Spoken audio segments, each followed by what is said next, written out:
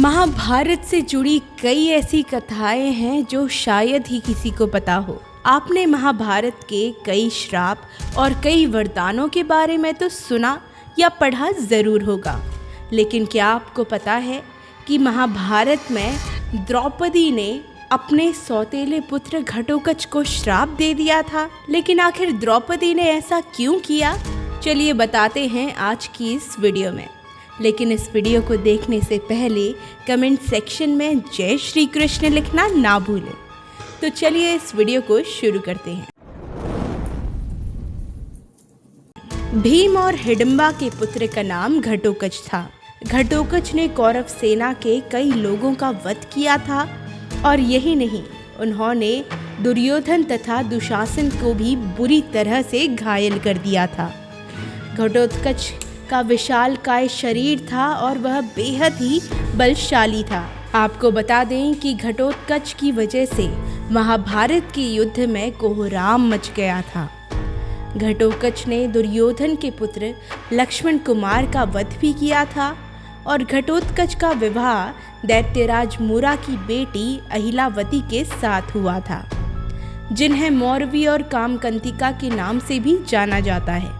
घटोत्कच और अहिलावती के दो पुत्र थे। घटोत्कच के एक पुत्र का नाम बर्बरिक और दूसरे का नाम अंजन पर्वा था। घटोत्कच पहली बार अपने पिता भीम के राज्य में आए थे और घटोत्कच अपनी माँ यानी कि हिडिंबा के आदेश का पालन किया करते थे। घटोत्कच ने आज्ञा के अनुसार द्रौपदी को आदर सम्मान नहीं दिया। यह देखकर द्रौपदी का मन आहत हुआ और उन्होंने अपमान महसूस किया, जिसके बाद द्रौपदी ने गुस्से में घटोत्कच को यह श्राप दिया था। उन्होंने घटोत्कच को कहा कि वह एक विशिष्ट स्त्री हैं और पांडवों की पत्नी है। वह पांचाल देश के ब्राह्मण राजा द्रुपद की पुत्री हैं। उन्होंने यह भी कहा कि उनकी प्रतिष्ठा पांडवों से कहीं अधिक है। द्रौपदी ने गुस्से में यह भी कह डाला कि घटोत्कच ने अपनी माँ राक्षसी हिडिंबा के आदेश पर महाराजाओं और ऋषियों से भरी सभा में उनका अपमान किया है।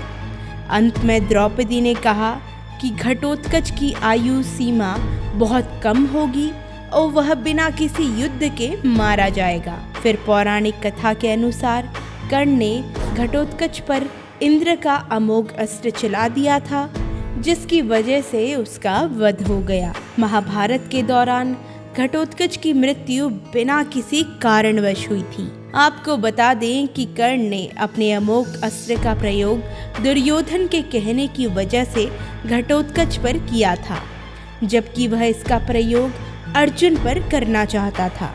तो ये थी महाभारत से जुड़ी कुछ ऐसी जानकारी जो शायद ही किसी को पता हो। कई लोगों का ये भी कहना है कि अगर द्रौपदी घटोत्कच को श्राप नहीं देती तो शायद घटोत्कच की कभी मृत्यु होती ही नहीं। तो आपको ये कहानी कैसी लगी, हमें कमेंट सेक्शन में ज़रूर बताएं और कमेंट सेक्शन में जय श्री कृष्ण लिखना ना भूलें। आज के लिए इतना ही, धन्यवाद।